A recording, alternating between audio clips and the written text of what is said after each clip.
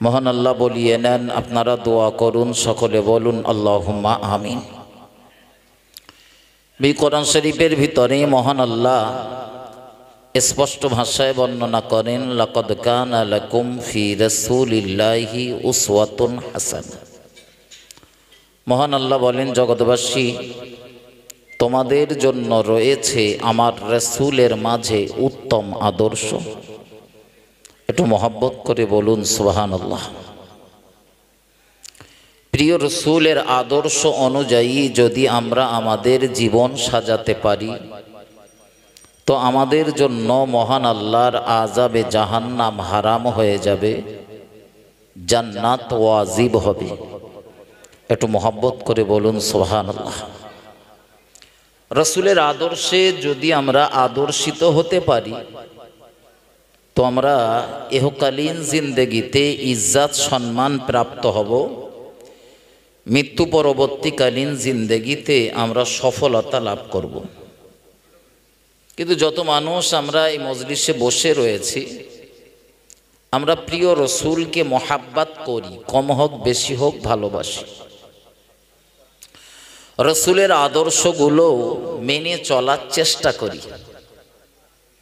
তো পৃথিবীর জমিনে আমাদের ইজ্জত সম্মান লাভ করার কথা, তো সেখানে ইজ্জত সম্মান প্রাপ্ত না হয়ে পৃথিবীর জমিনে একটা অত্যাচারী, একটা লাঞ্ছিত, একটা বঞ্চিত জাতির নাম হলো মুসলমান। পৃথিবীর বুকে সব থেকে কষ্টে রয়েছে যে জাতটা, সেই জাতটার নাম মুসলমান। বলতে গেলে বলতে হয়, মার খেয়ে খেয়ে এদের দেয়ালে পিঠ ঠেকে গেছে। রাসূলের উম্মাত, একদিন পৃথিবীতে মুসলমানদের জনসংখ্যা ছিল কম, কিন্তু সেদিন পৃথিবীতে রাজ করত মুসলমানেরা। পৃথিবীটা ছিল মুসলমানদের হাতে। আজ পৃথিবীতে প্রচুর পরিমাণে মুসলিম জনসংখ্যা, কিন্তু মুসলমানরা মার খেয়ে খেয়ে সেই পিছনের সারিতে। কেন? একটু ভাবতে হবে। কবরে গিয়ে যদি আমরা ভাবি কোনো লাভ পাবো না, কোনো ফায়দা পাবো না। এই দুনিয়াতে যদি একটু ভাবি তো আমাদের লাভ রয়েছে। আমরা রাসূলের উম্মাত বলে দাবি করি, রাসূলের ভক্ত বলে দাবি করি, রাসূলকে মহাব্বত করি বলে দাবি করি, কিন্তু আমাদের জীবনগুলোর দিকে তাকালে দেখা যাবে রাসূলের আদর্শগুলো সচরাচর আমরা ফলো করে চলি না। অধিকাংশ ক্ষেত্রে কখনো হয়তো চেষ্টা করি, কিন্তু অধিকাংশ ক্ষেত্রে দেখা যায় রাসূলের আদর্শগুলোরে আমরা বিসর্জন দিই। এই যে একটা জানুয়ারি মাস চলছে, এইটা যদি একটা ধর্মীয় জলসা না হয়ে যদি এই জায়গাটায় একটা ভিডিও ক্যামেরা লাগানো থাকতো, কিচ্ছু দরকার নেই, শুধু একটা ক্যাসেট যদি ছেড়ে দেওয়া থাকতো, লোক কি এই কটা থাকতো বলে মনে হয়? এত সুন্দর প্যান্ডেল ট্যান্ডেল করার দরকার ছিল না। এখানে বোঝেন মুসলমানরা কেন মার খাবে না। যে জাতি তার নিজের কৃষ্টি কালচার ভুলে অপরের কৃষ্টি কালচারকে গ্রহণ করে, সে জাতির অস্তিত্ব থাকবে কিভাবে? ওই জন্য মার খাচ্ছে। একদম সোজা সাপটা কথায় রাসূল আমাদেরকে একটা কমপ্লিট জীবন ব্যবস্থা দিয়ে গিয়েছেন। বলতে গেলে বলতে হয়, রান্নাঘর থেকে আর পার্লামেন্ট পরিচালনা করা পর্যন্ত সমস্ত জায়গায় আমাদের জন্য আদর্শ রেখে গিয়েছেন। কিন্তু অত্যন্ত দুঃখের সাথে বলতেছি, আমার দেশে যদি আমরা ফলো করি তো দেখতে পাবো আমরা রাসূলের আদর্শগুলোর অধিকাংশ মানুষ মর্যাদা দেই না। হাসি বড় দেয় না, শুধু আপনারা না, হাসি বড় দেয় না। সব থেকে লজ্জা লাগে তখন যখন দেখি আমার জাতির ছেলে বলে দাবি করে, অথচ এখনো পেশাব ফিরতেও শিখিনি। আছে না নেই? আছে না? এখনো দাঁড়িয়ে দাঁড়িয়ে পেশাব ফেরে। ওরা কাদের ছেলে? আমাদের তো নাকি। আরে হিন্দু পাড়ায় গিয়ে দেখেন, বহু হিন্দুদের ছেলেদের দেখেছি তারা পেশাব ফিরে পানি নেয়। আপনি বিশ্বাস করেন আর না করেন, আমার বাড়ি হিন্দুদের বাড়ির থেকে খুব বেশি দূরত্ব না। আমি দেখেছি বহু হিন্দুদের বসে পেশাব ফিরতে। আমি দেখেছি বহু হিন্দুকে পেশাব ফিরতে যাওয়ার আগে পানি নিয়ে যেতে। অথচ দরকার ছিল, এটা তো আমার রাসূলের আদর্শ। আগে মুসলমানদের না আগে হিন্দুদের? কথা বলতে হবে। আমরা কজন হয়তো এখানে যারা বসে রয়েছে হয়তো একটু পেশাব ফিরে পানি নেই। অধিকাংশ ক্ষেত্রে আপনি দেখতে পাবেন আমার দেশের যুবকগুলো রাস্তার সাইডে দাঁড়িয়ে ঝেড়েছে, ওই যে ছেড়েছে শেষ তো ফিতে গুটিয়ে প্যানের ভেতরে বাস। অথচ রসুল হাদিস শরীফের ভিতরে বলেছেন কবরে যত মানুষের আযাব হয় এই অধিকাংশ ক্ষেত্রে রসুল বলেছেন অধিক মানুষের কবরের আযাব হবার কারণ হলো প্রস্রাবের ছিটা তাদের গায়ে লাগা। কি লাগা? প্রস্রাবের ছিটা। এমনি আপনি স্বাভাবিক অবস্থায় বসে পেশাব ফিরবেন, খেয়াল করবেন এগুলো, তাও দেখবেন মাঝে মধ্যে, সব সময় না, মাঝে মধ্যে দেখবেন ওই পেশাব যেখানে পড়ছে ওখান থেকেও ছিটিয়ে এসে আপনার পায়ে এক আধ ফোঁটা লেগে যায়। ছোটবেলাতে দেখতাম মায়েরা যখন ইস্তেঞ্জাতে যেতেন তো মা মা মা মা করে চিল্লামিল্লা করতাম। পরে যখন মা বাড়ি আসতো, আমার কোথায় গিয়েছিলেন, তা মা বলতো হাত পা ধুতে গিয়েছি। তখন বিষয়টা বুঝতাম না, এখন বিষয়টা খুব ভালো রকম বুঝি যে পেশাব ফিরতে গেলেও আপনি রসুলের সুন্নতি পদ্ধতি অনুযায়ী পেশাব ফিরতে বসেছেন, তারপরেও হয়তো সামান্য একটু ছিটা আপনার পায়ে লেগে যেতে পারে। এজন্যে তখন দেখতাম যারা মুরব্বী, যারা বয়স্ক, তারা পেশাব ঘর থেকে বেরিয়ে এসে একটু লোটায় পানি নিয়ে পাটা ধুয়ে নিতেন। পাটা নিত না, দিত না, কথা বলেন, যাতে সামান্য আমার অগোচরে যদি এক ফোঁটা লেগে যায় তো ওটা যেন পরিষ্কার হয়ে যায়। আমরা সভ্য জাতি বলে চিল্লুই, অথচ পেশাব ফিরে ওইভাবে ফিতে গুঁটকে যাওয়ার ভেতরে ভরতেছি। ওটা সভ্য জাতির কাজ না, অসভ্য জাতির কাজ ওটা। আমার কথায় রাগ হচ্ছে নাকি? পেশাবের কথা বলতেছি তাই হয়তো অনেকে রাগ হতে পারে, কিন্তু বিশ্বাস করেন আমার জাতির 80% জন পেশাব ফিরতে পারে না। কতজন বলিস বলেন দিন? 100-র ভিতরে 80, 90-95টা বললি ভালো হতো, আমি একটু কম কর বলিস। আমার গ্রামের আপনার মহল্লাতে যে যুবকগুলো বসবাস করে, আপনি কাল থেকে সার্ভে করেন, দেখেন হাসিবুরের কথা ঠিক না ভুল। অথচ রসুল আমাদেরকে শিক্ষা দিয়েছেন পেশাব ঘরে কিভাবে যাব, কিভাবে বার হব, কিভাবে সেখানে পেশাব ফিরবো, সব শিক্ষা আমাদের দিয়েছে। আমার জাতির একটা যুবকের ডেকে জিজ্ঞাসা করেন দিন দেখি বলতে। অথচ খেলাধুলোয়, তারপরে গান বাজনায় ও একদম ফাঁস কাতারে। আমার সোনার বন্ধুরা, আমার রাগ করলে হবে না, এগিয়ে চলুন। আল্লাহ পাকের নবী জনাবে মুহাম্মদুর রাসূলুল্লাহ সাল্লাল্লাহু আলাইহি ওয়াসাল্লাম নবী আমার সোনার জামানে বর্ণনা করেছেন কবরে যত মানুষের আযাব হয় অধিকাংশ মানুষের কবরের আযাব হবার কারণ হলো প্রস্রাবের ছিটা গায়ে লাগার কারণে। সবার আগে আমাদের পেশাব থেকে বাঁচার দরকার, ঠিক না ভুল কথা বলেন? পেশাব ঘরে গেলি আর ফিরে বেরিয়ে এলাম, এর নাম পেশাব ফেরানো। নবী আপনাকে কি সুন্দর পদ্ধতি শিখিয়েছেন। উম্মতেরা, তোমার যখন ইস্তেঞ্জার প্রয়োজন হবে, তুমি যখন ইস্তেঞ্জার সংকল্প করবে, নিয়াত করবে, ইস্তেঞ্জাতে যাবার সময় ও ঘরে ঢোকার সময় তুমি তোমার বাম পাটা দেবে আগে। ডান পানা বলো, ঘুরিয়ে যাচ্ছে, কোনটা আগে যাচ্ছে কোনটা পড়ে যাচ্ছে ওটা দেখার দরকার চলতেছে। রাসূল শিখিয়েছেন আপনি ইস্তেঞ্জাতে যাবেন আগে দেবেন বাম পা।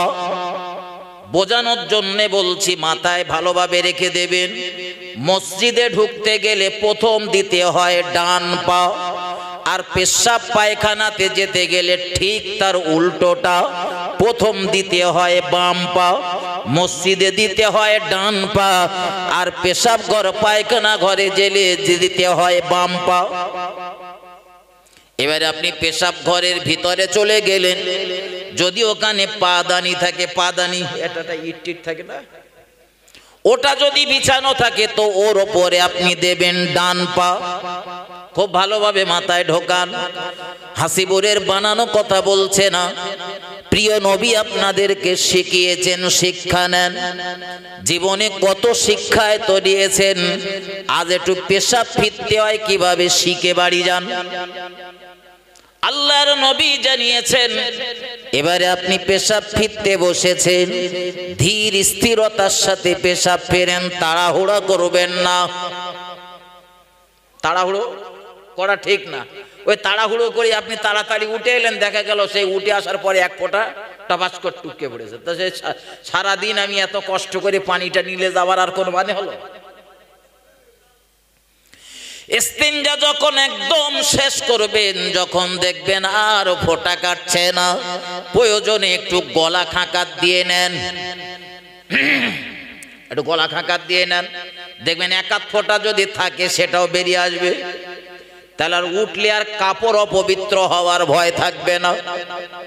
ও বন্ধু, এবার যখন ওখান থেকে বেরিয়ে আসবেন, প্রথম দুনিয়ার দিকে আপনাকে দিতে হবে ডান পা। খুব ভালোভাবে মাথায় নেন। আমি একটু আগে বলে ফেলেছি যে রাসূল শিখিয়েছেন, রান্নাঘর থেকে আর পার্লামেন্ট পরিচালনা করা পর্যন্ত নবী কি শিখিয়েছেন উম্মাতদিগকে। আমি দুটো একটা আদর্শের কথা বলছি, মাথায় ঢোকান। ও বন্ধু, পেশাব পায়খানা ঘর থেকে বাইরে বেরিয়ে এসেছেন, সুন্দর একটা দোয়া রয়েছে, ঢোকার আগে সুন্দর একটা দোয়া রয়েছে। এগুলো আমরা সব জানি, বলেন জানি না? যদি কেউ না জানেন ভাই, একবার বলে দিলে মুখস্থ হবে না। বাজারের দোকানে দেখবেন হুজুর সাল্লাল্লাহু আলাইহি ওয়াসাল্লামের মাসনুন দোয়ার একটা বই পাওয়া যায়, 10 টাকা 15 টাকা দাম, এরকম ছোট বই, 10-15 টাকা দাম। এটা কিনে নেবেন, জীবনে কত পয়সাতে কত দিকে নষ্ট হয়ে যায়। বইটাতে দেখবেন কোন ক্ষেত্রে কোন দোয়া পড়তে হয়, তার উপরে বাংলায় লিখে দেওয়া রয়েছে। এটা পেশাব ঘরে ঢোকার আগের দোয়া। তারপরে দেখবেন আরবিতে লেখা রয়েছে, তার তলায় দেখবেন বাংলায় উচ্চারণ করে দেওয়া রয়েছে, তার তলায় দেখবেন ওই দোয়াটার মানে কি সেটাও লিখে দেওয়া রয়েছে। একটু কিনে পড়বেন। আজ আমার জাতির মুসলমানদের ধর্মীয় গ্রন্থের নাম হলো কোরআন। এই কোরআনের যে আয়াতটা প্রথম পৃথিবীতে এসেছিল, জিবরাইল আমিন প্রিয় রাসূলকে এসে প্রথম বলেছিলেন, ইকরা, পড়ো। কি বলেন? বলেন, পড়ো। আমার জাতির পিছিয়ে পড়ার আর একটা কারণ হলো পড়াশোনা আমরা বলেন কম করি। যে টোটাল ভারতবর্ষের ভিতরে সব থেকে উন্নত মুসলমানেরা কেরালায়। কোথায় বলেছি বলেন? কেরালায়। মিলিয়ে আসেন, আপনি দেখে আসেন। কেরালার বাচ্চাগুলোর সামনে দাঁড় করে দিলে আমাদেরও ভয় লাগে। আল্লাহ সাক্ষ্য রেখে বলতেছি, কেরালার বাচ্চা কটার সামনে যদি আমাদের দাঁড় করিয়ে দেওয়া হয় আমাদের ভয় লাগে। এত সুন্দর তাদের শিক্ষা ব্যবস্থা, আপনি কল্পনা করতে পারবেন না। অথচ আমার দেশে সেই কেরালার মডেল নিয়ে দু চার জায়গায়, বেশ কিছু জায়গায় একটু মক্তব পদ্ধতি চালু করেছে, যদি আমার দেশের কিছু ছেলে পিলের একটু শিক্ষিত করা যায়। এই ভালো কাজ, তাতেও একদল লোকে সহ্য হয় না, শুধু কাটি শুধু কাটি শুধু কাটি। আছে না নেই? আরে ভাই, তোমার যদি ভালো না লাগে তুমি যেও না। ভালো কাজের বিরোধিতা করো না, ভালো কাজের বিরোধিতা করো না। তোমার ছেলেটা লেখাপড়া শিখুক, তোমার ছেলে নেই, হাসিবুরের তো ছেলে নেই, তা হাসিবুরের মেয়েটাও শিক্ষা অর্জন করুক।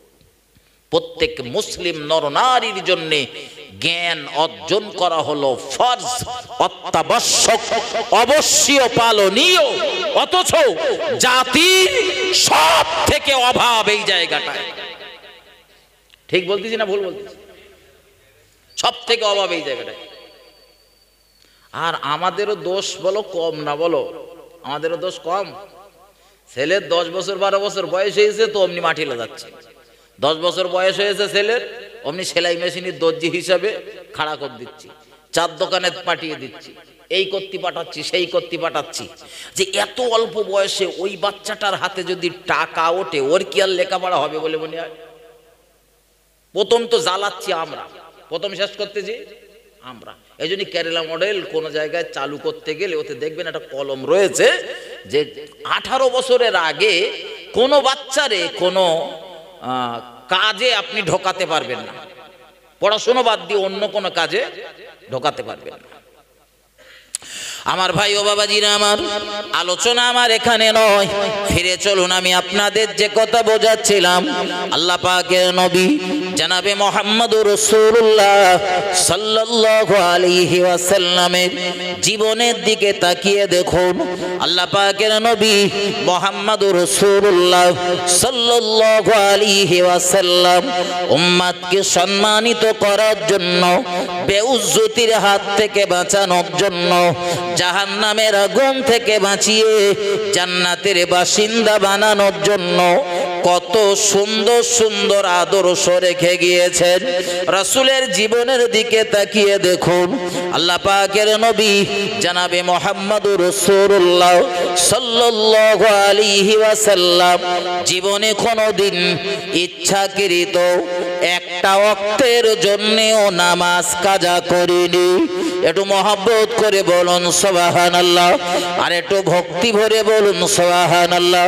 ও বাবাজি ভাইজানেরা, তবে যদি বলি আমার নবীর জীবনে কখনোই নামাজ কাজা হয়নি, এ কথাটা বলা আমার ভুল হবে। কারণ আমার নবীর জীবনে নামাজ কাজা হয়েছে। কাজা হয়েছে বলি তো কাজা নামাজের নিয়ম পদ্ধতিটা পেয়েছি, অন্যথায় পেতাম না।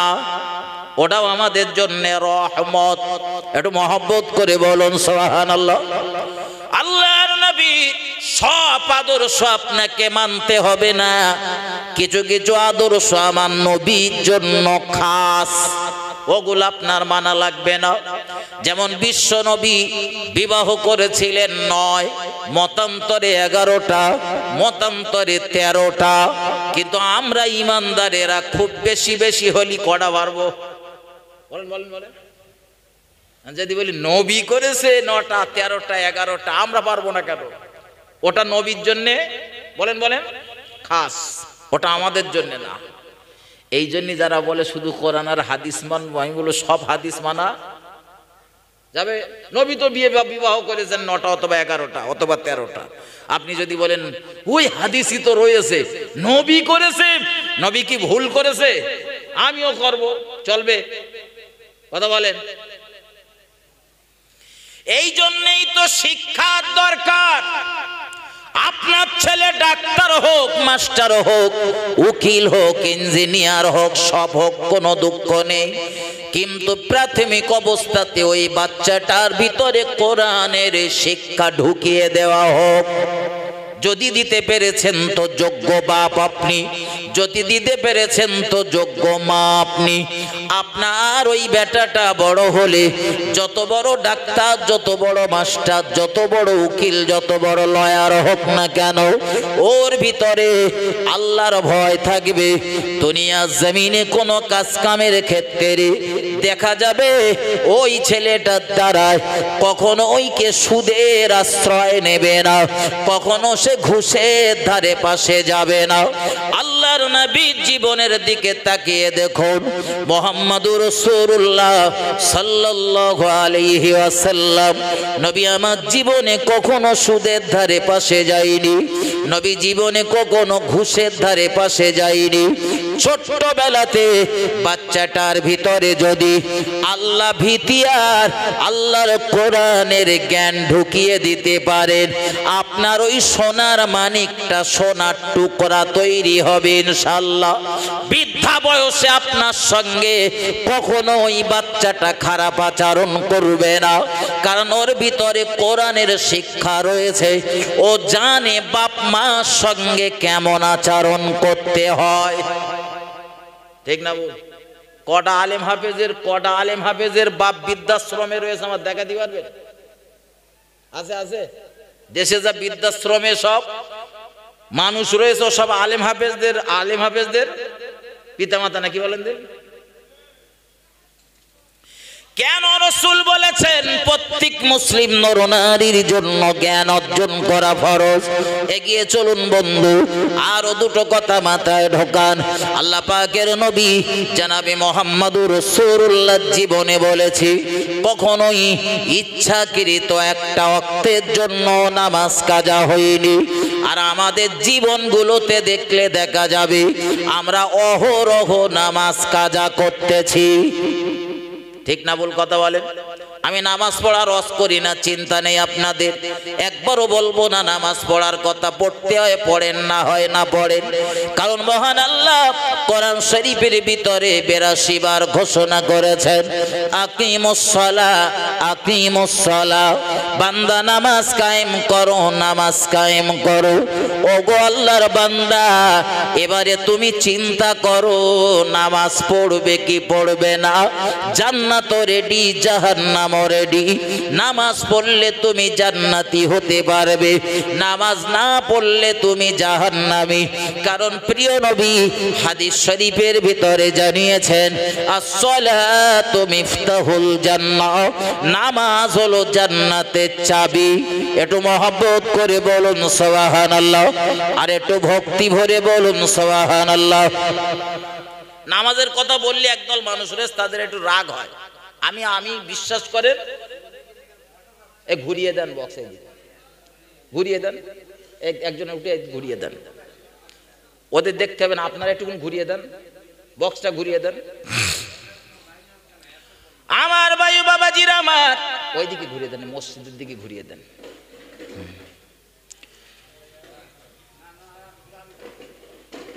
বাস বাস থাক। আমার ভাই ও বাবাজিরা আমার দিকে ধ্যান দেন, ঠান্ডা মাথায় বুঝুন, গভীরভাবে উপলব্ধি করুন। ও বন্ধু, নামাজের কথা আমি বলি না, তার অনেকগুলো কারণ রয়েছে। তবে বন্ধু, নামাজের কথা বললে একদল মানুষ বলে, হুজুর আগে নামাজ পড়ার সময় হোক তারপরে পড়ব। আমি বলি বন্ধু, তোমার মতো কত যুবকের ওই আশা ছিল নামাজ পড়ার সময় হোক তারপরে পড়ব, কিন্তু তার নির্দিষ্ট সময় আসার আগে কত যুবক কবরের ঘরে শুয়ে রয়েছে। ঠিক না বল? আমি যখন হাফেজখানাতে পড়তাম, ওই পুটুরি মাদ্রাসা, আপনাদের এই দিকেই বাড়ি, এই আশপাশে বাড়ি, 2-4টে গ্রামের ভিতরে, কাঁকড়া টাকড়া এই এলাকার দিকেই বাড়ি সম্ভবত। জি, একটা ছেলে আমার সাথে পড়তো, ছেলেটার নাম কাইজার, আজও নামটা মনে আছে, তবে তার বাপটার নাম স্মরণ নেই, সম্ভবত ছেলেটার বাপ নেই। তো ওই ছেলেটা আমাদের সাথে মাদ্রাসাতে পড়তো। এখন বাপ নেই তো, আর মাও মনে হচ্ছে সম্ভবত মারা গিয়েছিল, দাদিমা ওর পড়াশোনা করাতো। তা ছেলেটার ব্রেন ছিল ভালো, কিন্তু ভাই মাদ্রাসা বলুন, স্কুলে বলুন, পড়াশোনা করতে গেলে তো একটু খরচাপাতির একটা কিছুই যদি না এলায়, শিক্ষা প্রতিষ্ঠান, তারপরে তার টিফিন, জামা কাপড়, বই, খাতাপত্র, কলম, এগুলো তো কেনাকিনির ব্যাপার থাকে। এখন যেমন সমস্ত মাদ্রাসাগুলো, অধিকাংশ মাদ্রাসাগুলো তাদের কিছু নিয়ম পরিবর্তন করে, যে একদম অসহায় যারা, তাদের জামা কাপড়, খাতা, বই সব মাদ্রাসার থেকে দিচ্ছে। আমি যে সময় মাদ্রাসাতে পড়েছি এরকম নিয়ম ছিল না, দেখি। তো ওই ছেলেটার দেখতাম, আমরা যখন টিফিন করতাম, ছেলেটার তো সেইভাবে পরিবেশ পরিস্থিতি ছিল না, তা আমরা যা পারতাম, এক মুঠো পাড়ি আর হাফ মুঠো পাড়ি একটু দিতাম, ও খেয়ে একটু পানি খেত। তো ওর খুশি মুখটা দেখে আমাদেরও মন খুশি হতো। ওই ছেলেটা ও একদিন আমাদের সাথে গল্প করতেছে, বলতেছে আমার বাপ নেই, মা নেই, কিন্তু আমার দাদিমা আমার এত কষ্ট করে ভিক্ষা শিক্ষা করে লেখাপড়া শেখাচ্ছে, আমি যদি আলেম হতে পারি, তা আলেম হয়ে যদি আল্লাহর ঘর কাবায় যেতে পারি, তো আমি আমার দাদিমার সাথে করে নিয়ে যাব। তার একটা মনের কত বড় আশা। জি, মাদ্রাসা থেকে বেরিয়ে আসার পরপরই সম্ভবত 1-2 বছর পরপরই ছেলেটা মারা যায়। এই আপনাদের আশপাশে, আমি সঠিক গ্রামটার নাম বলতে পারছি না, সম্ভবত এই কাঁকড়া বা মির্জানগর এই আশপাশের দিকে হবে। ভাই, তো এরকম কত যুবকের মনে কত আশা, সব আশা কি পূরণ হয়? তো যে যুবকগুলো আজ আশা দেখাচ্ছে, হুজুর আমাদের নামাজ পড়ার সময় হোক তারপরে পড়বানি। আচ্ছা, তুমি যে 100 বছর বাঁচবা তার কোনো নিশ্চয়তা আছে? এই পৃথিবীতে একজনই জানতো যে সে কত বছর বাঁচবে, আর আমরা কেউ জানি না। যে ব্যক্তিটা জানতেন তিনি তো ছিলেন পৃথিবীর প্রথম মানুষ, পৃথিবীর প্রথম মানুষ। লোকটার নাম বলেন বলেন, হ্যাঁ, হযরত নবী আদম আলাইহিস সালাম। এই জন্যে তার জীবনের একটা চমৎকার সুন্দর একটা উপমা রয়েছে, একদম শেষ সময়ের দিকে, জীবনের শেষ লগ্নে। রুহের জগতে তাকে যখন রুহগুলোরে দেখানো হচ্ছিল যে নবী আদম এগুলো আপনার সন্তানাদি হবে, এগুলো দেখেন। তো ওই রুহের জগতে নবী আদম তার একটা সন্তানকে তার জীবন থেকে কিছু বছর দান করবেন বলে ওয়াদা করলেন। আমরা মাঝে মধ্যে এই বক্তারা কালেকশন করে আর আমরা ওয়াদা করি না, অনেক সময় কালেকশন করার পরে পরের বছরে আবার যখন জলসায় যায় কর্তৃপক্ষ বলে হুজুর সে হেঁটে হেঁটে হেঁটে হেঁটে জুতো দুজোড়া ছিঁড়িয়ে গেছে তা সে দেয়নি। এরকম ওয়াদা খেলাপ করা লোক আছে না নেই? আছে। তো হযরত নবী আদম আলাইহিস সালাম পৃথিবীতে এসেছেন, তিনি জানেন মহান আল্লাহ তাকে বলি দিয়েছেন যে পৃথিবীর জমিনে নবী আদম আলাইহিস সালাম 1000 বছর বাঁচবেন। একটু মহব্বত করে বলুন সুবহানাল্লাহ। কিন্তু নবী আদম 1000 বছর বাঁচবেন এটা জানেন, কিন্তু দেখা গেল 940 বছর বয়সে আজরাইল নবী আদমের সামনে এসে হাজির। আজরাইল কি জন্য আসে জান? হ্যাঁ জি। তো রূহ সিজ করার জন্য এসেছেন। নবী আদম জিজ্ঞাসা করছেন ভাই কি ব্যাপার এখানে কেন? তো যে হুজুর আমি এসেছি আপনার রূহ সিজ করার জন্যে, মহান আল্লাহর অনুমতি আদেশ হয়েছে, এসেছি, আপনি প্রস্তুতি নেন। আমাদেরও সব এরকম বলবে নাকি বলেন? বলবে। তো নবী আদম আজরাইলকে ডাক দিয়ে বলছেন আজরাইল আমার তো এখন যাবার সময় হয়নি। আমার সত্যি কি হয়েছে? যাওয়ার সময় হয়নি তো। 1000 বছর আল্লাহ বলে দিয়েছেন বাঁচবে, আর এসে হাজির 940 বছর, 60 বছর এখনো। তো আজরাইল বলছে হুজুর আপনার তো বয়স শেষ। তো বলছে কত বছর হয়েছে? যে 940। আজরাইল আল্লাহ তো আমায় জানিয়েছিলেন আমি পৃথিবীতে 1000 বছর বাঁচব, তা 940 বছরে কেন? 60 বছর কম হবে কেন? তো আজরাইল বললেন হুজুর সেই আপনি রুহের জগতে একজনকে 60 বছর দান করেছিলেন, রুহের জগতে 60 বছর দান করেছিলেন, ওই জন্য 60 বছর আগে এসেছি। আজরাইলের কথা শুনে নবী আদম ঘাড় নেড়ে দেশ, মাথা নেড়ে বলে দিলে কই আমি কারো দেইনি তো, আমি কারো। কে বলতেছে বলেন? নবী আদম। ওই আমার দেশেরও কিছু লোক আছে এরকম, দান করার পরে বলে কই আমি তো বলিনি তো, তোরা তো মনে হচ্ছে নাম টাম জোর করে লিখে লিছিস। আছে মহান আল্লাহ শাহী দরবারে আজরাইলের আজু আল্লাহ এখন আমি করব কি? আপনি তো বলেছেন রুসিস করার জন্য, আবার আপনার একজন মহান নবী, আর নবীদের রুসিস করার সময় ফেরেশতারা তাদের সাথে একটু সুন্দর আচরণ করেন, তাদের অনুমতি নেন। যেমন আমাদের নবীর যখন রুসিস হয় মৃত্যু 4 দিন আগে প্রথম এসেছেন হযরত জিবরাইল আমিন প্রিয় রসুলের দরবারে। জিবরাইল একবার না, আমার রসুলের দরবারে সর্বমোট 22,000 বার এসেছিলেন। একটু মহব্বত করে বলুন সুবহানাল্লাহ। নবী নবুয়াত পেয়েছিলেন কত বছর? 63 বছরের জীবনের শেষ 23 বছরটা নবুয়াতি জিন্দেগি, আর এই 40 বছর আল্লাহ তাকে তৈরি করেছেন নবুয়াতের দায়িত্ব ঘাড়ে চাপাবেন বলে। আগেও নবী পরেও নবী, কিন্তু এই 40 বছর থেকে আল্লাহ দায়িত্ব দিয়েছেন। এই 23 বছরের ভিতরে জিবরাইল আমার নবীর দরবারে এসেছেন কতবার বলেছি? 22,000 বার। কোরআনের আয়াত কটা? আচ্ছা তাহলে একটা একটা আয়াত কতবার এনেছে বলে বলি? শুধু কি কোরআনের আয়াত নিয়ে আসতেন জিবরাইল? জি, শুধু কোরআনের আয়াত না, মাঝে মধ্যে প্রিয় রসুলের সঙ্গে অনেক বিষয়ে আলাপ আলোচনা করার জন্য এই যে হাদিসগুলো আমরা পড়ি, এই হাদিসগুলো সব রসুলের কথা নয়, এগুলো মহান আল্লাহর আদেশে জিবরাইল যেগুলো রসুলকে শেখাতেন সেগুলোই রসুল বলতেন। আমার ভাই ও বাবাজিরা আমার, খুব ঠান্ডা মাথায় নেন, আলোচনা আমি ভুলিনি, আমি গোড়ায় ফিরে যাব। তবে যেটা বলে ফেলেছি এটা মাথায় নেন, জিবরাইল আমিন আলাইহিস সালাম আমার নবীর ইন্তেকালের 4 দিন আগে এসেছেন। আল্লাহ রাসূলকে সালাম দিয়েছেন, ইয়া হাবিবাল্লাহ, ইয়া রাসূলুল্লাহ, হুজুর মহান আল্লাহ আমায় পাঠিয়েছেন আপনার দরবারে, আপনি কেমন আছেন এটা জানার জন্য। একটু মহব্বত করে বলুন সুবহানাল্লাহ। আচ্ছা, আমার নবী কেমন আছে এটা আল্লাহ পাক জানে, কথা বলেন। আবার জিবরাইলের পাঠিয়েছে, আবার আবার হ্যাঁ, জিবরাইলের সংবাদটা নেওয়ার জন্য। অনেক ক্ষেত্রে দেখবেন আমরা জানি গ্রামের অমুক চাচা অসুস্থ, এরামে অমুক চাচা খুব লাইন ভালো না, গালে পানি দবাদুবি চলতেছে, তারপরেও তার একটা ছেলে হয়তো রাস্তাতে যাচ্ছে, তার ডেকে যে সে করছি তো তোর আব্বার শরীরের অবস্থা কেমন এখন। তার 2 মিনিট আগে হয়তো শুনেছি লাইন খুব ভালো না, তারপরেও কচিটার ডেকে বলতে কচি তোর আব্বার অবস্থা কেমন। জিবরাইল আমিন আলাইহিস সালাম প্রিয় রাসূলের দরবারে আগমন করেছেন। ইয়া রাসূলুল্লাহ, আপনি কেমন আছেন?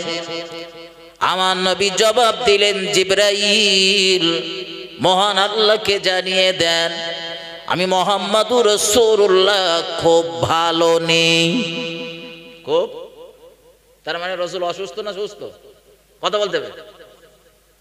আমি নামাজের কথা বলতেছিলাম না, আমি ভুলিনি বলো আজ, ঠিক আমি সেই নামাজেই যাব ইনশাআল্লাহ, চিন্তা নেই। আল্লাহর নবী মুহাম্মদুর রাসূলুল্লাহ সংবাদ দিলেন জিবরাইলের কাছে। জিবরাইল ফেরত গেলেন। দ্বিতীয় দিন দেখা গেল আবার জিবরাইল আমিনের আগমন বাবে জিবরিল দিয়ে। ইয়া রাসূলুল্লাহ, ইয়া হাবিবাল্লাহ, হুজুর আপনি কেমন আছেন? আমার নবী সংবাদ দিলেন, জিবরাইল আবার চলে গেল। তৃতীয় দিন জিবরাইল আমিন আবার আমার নবীর দরবারে আগমন করলেন। রাসূলের দরবার থেকে সংবাদ নিয়ে সোজা চলে গেলেন। চতুর্থ দিন দেখা গেল আজ আর শুধু জিবরাইল একা এলো না, জিবরাইলের সঙ্গে মৃত্যুর দূত আজরাইল আলাইহিস সালাম এসেছে। আল্লাহর হাবিবকে সালাম দিয়েছেন। সালাম দেওয়ার পরে জিজ্ঞাসা করলেন, ইয়া রাসূলুল্লাহ, ইয়া হাবিবাল্লাহ, হুজুর মহান আল্লাহ আদেশ করেছেন আপনার রূহ সিজ করার জন্য। তবে আমার আল্লাহ এটাও বলে দিয়েছেন আমার নবী আমার বন্ধু, আমার দোস্ত, আমার হাবিবকে জিজ্ঞাসা করবে, হাবিব যদি অনুমতি দেয় রূহ সিজ হবে, আর হাবিব অনুমতি না দিলে যতদিন থাকতে চায় ততদিন থাকবে। একটু মহব্বত করে বলুন সুবহানাল্লাহ। এটা নবীদের সঙ্গে ব্যবহার। কাদের সাথে? নবীদের সাথে। আমার কাছে আসার পরে আমি যদি বলি ভাই আজকের আর এসো না, রাত্রি গভীরে দাওয়াত রয়েছে, ওইটা সেরে আসি, কালকের এসে কোন আসবে? ও বন্ধু, বিশ্ব নবী মুহাম্মদুর রাসূলুল্লাহ দরবার থেকে অনুমতি কামনা করলেন। আমার নবী অনুমতি দিলেন, তবে আজরাইল আমার নবীর রূহ সিজ করলেন। অনুমতি ছাড়া রূহ সিজ হয়নি। ঠিক নবী আদম আলাইহিস সালাম তার কাছে অনুমতি চাইলেন, কিন্তু নবী আদম তো এক কথায় বলে দিলেন, আমার এখন যাবার সময় হয়নি, এখনো আমার 60 বছর বাকি রয়েছে।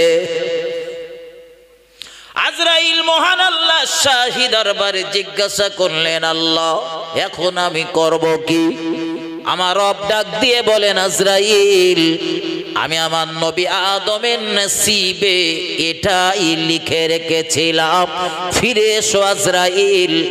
1000 বছর হায়াত সমাধা হলে তবেই আমার নবী আদমের রূহ সিজ হবে। একটু মহব্বত করে বলুন সুবহানাল্লাহ। নবীদের বলে অনুমতি নিয়েছেন না, আমাদের হলে কোনো অনুমতির প্রয়োজন নেই। যেমন নবী মুসা আলাইহিস সালামের দরবারে আজরাইলের আগমন, মানুষের রূপ নিয়ে ঘরের ভিতরে ঢুকেছে। হযরত নবী মুসা জিজ্ঞাসা করলেন, কে তুমি? জবাব এলো, আমি মৃত্যুর দূত আজরাইল আলাইহিস সালাম। বলে কি জন্য এসেছো? বলে হুজুর আপনার রূহ সিজ করার জন্য এসেছি। কাছের কাছে ছোটাচ্ছি, রূহ সিজ করা। বুখারী শরীফের বর্ণনা, আল্লাহর নবী জানিয়েছেন আজরাইল নিকটে যেই এসেছে নবী মুসা সপাটে চড় মেরেছে। এমন চড় মেরেছে আজরাইলের মুখের উপরে বাড়ি কষেছে চড়টা। এই অশ্বনে আবার বাড়িকে যেন নিয়াত করবেন না, আমাদের বাড়ি আজরাইল আসলে আমরাও কষাবো। ও বন্ধু, আজরাইল মার দেবার কারণ হলো বিনা অনুমতিতে সালাম কালাম সালাম ব্যতীত, অনুমতি ব্যতীত ঘরে ঢোকার কারণে মার কষিয়েছে। এবারে নবী মুসা আজরাইলকে জিজ্ঞাসা করলেন, আজরাইল বলো কি জন্য এসেছো? বলে হুজুর আপনার রূহ সিজ করার জন্য এসেছি। নবী মুসা তিনিও বেঁকে বসলেন, আমি যাব না আজরাইল, আমার যেতে মন চায় না। আচ্ছা আমরা যদি বলি আজরাইল ফিরে চলে যাবে নাকি বলেন দিন? বলবে ঠিক আছে, তোমার যখন জাতি ইচ্ছা হয় না তার একটা বছর থাকো, সামনে বছরের বৈশাখ মাসের 15 তারিখ আসবানি, তার মাঝখানে জানুয়ারির 1 তারিখ আর 31 নাইট হবে না, ওগুলো একটু নাচানাচি টাচি করে নিয়ে ওগুনি, তারপর আসবান। হযরত আজরাইল আলাইহিস সালাম কি মহান আল্লাহ ডাক দিয়ে বললেন, আমার ফারিস্তা আজরাইল তুমি পারবে না, তুমি চলে এসো। ওটা আমার নবী মুসা, আমার একটু কথা বলা লাগবে। আমি আল্লাহ আমার নবী মুসারে বড় রাগী নবী বানিয়েছি। আপনার মনে প্রশ্ন জাগতে পারে, হুজুর নবী তো এত রাগী কেন? আসলে আমরা একটা প্রবাদ বাক্য বলি, যেমন কুকুর তেমন মুগুরের দরকার হয়। ফেরাউনের মতো কুকুরের জব্দ করার জন্য নবী মুসার মতো শক্তিশালী নবীর দরকার ছিল, তাই আল্লাহ পাঠিয়েছিলেন। আমার আল্লাহ ডাক দিয়ে বললেন, মুসা তুমি কি আসতে চাও না? নবী মুসা জবাব দিলেন, আল্লাহ এখন আমার যেতে মন চায় না, আমি এখন যাব না। ও আমার পয়গম্বর মুসা, ওই যে সামনে একটা গরু রয়েছে, গরু, ওই গরুটার উপরে তুমি এইভাবে হাত মারো, ওর পিঠের উপরে এইভাবে হাত মারো, তোমার এই হাতের তলায় যতগুলো পশম স্পর্শ করবে, আমি আল্লাহ আমার ওয়াদা প্রত্যেকটা পশমের বিনিময়ে 1 বছর করে তোমার হায়াত আমি বাড়িয়ে দেব। কিন্তু নবী মুসা যেই রকম রাগী, ওই রকম চালাক, ওই রকম বুদ্ধিমান, পাল্টা প্রশ্ন শুনলেন আল্লাহ। হাত মারার পরে হয়তো দেখা গেল 2000 পশম আমার হাতের তলায় ঠেকেছে। 2000 পশমের পরিবর্তে আপনি আমার 2000 বছর হায়াত দিলেন, কিন্তু এই 2000 বছর পরে কি হবে সেইটা বলেন। 2000 বছর হয়তো বেঁচে গেলাম, কিন্তু তারপরে কি হবে?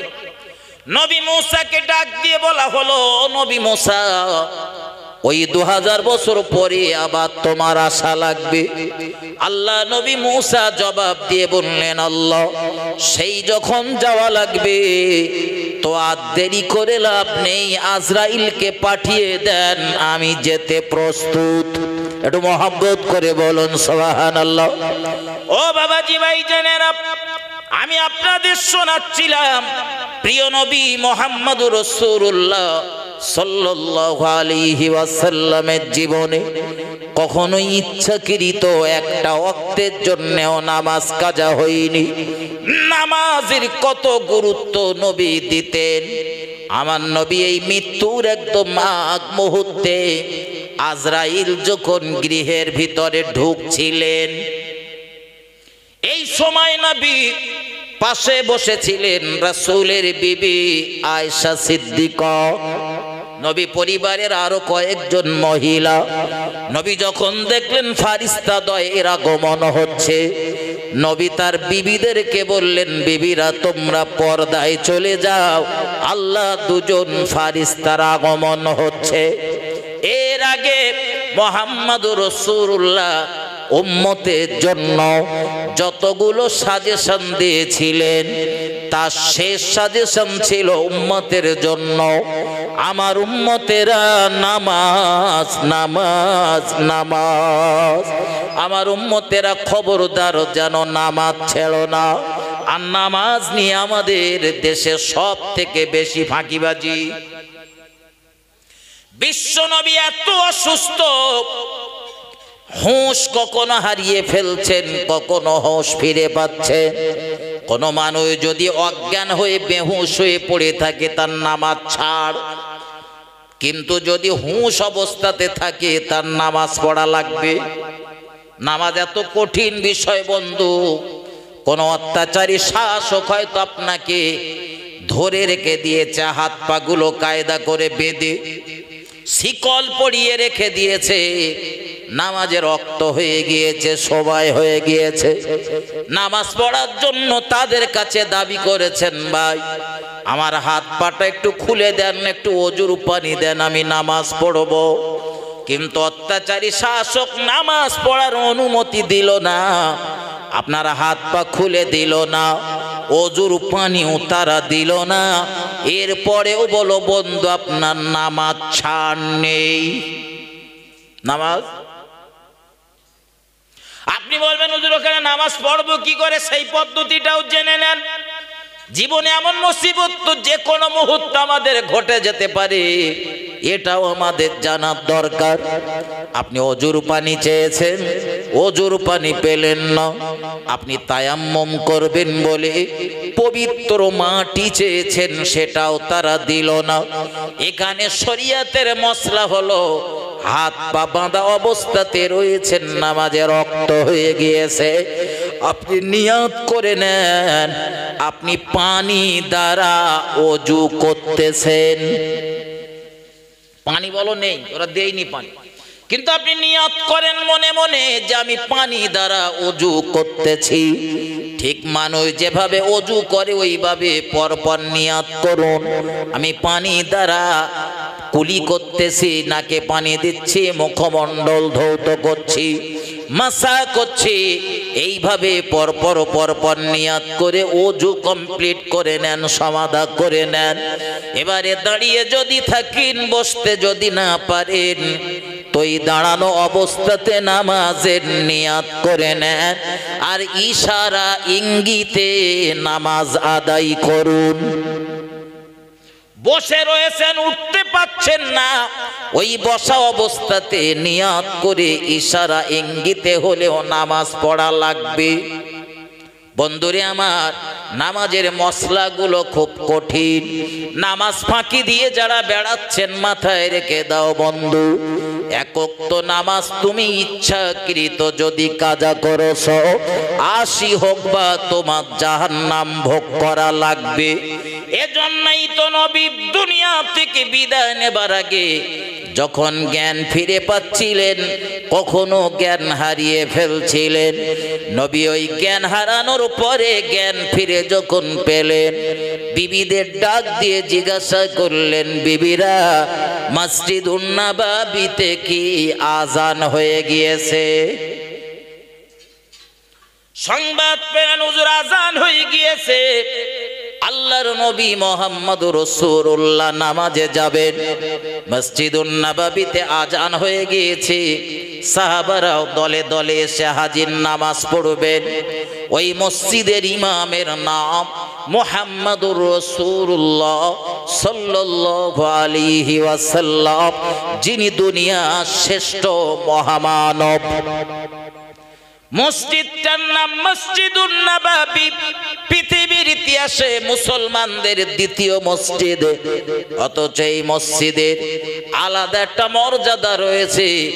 এই মসজিদের প্রথম মুয়াজ্জিনের নাম হযরত বেলাল, যিনি তামাম দুনিয়ার মুসলমানদের প্রথম মুয়াজ্জিন।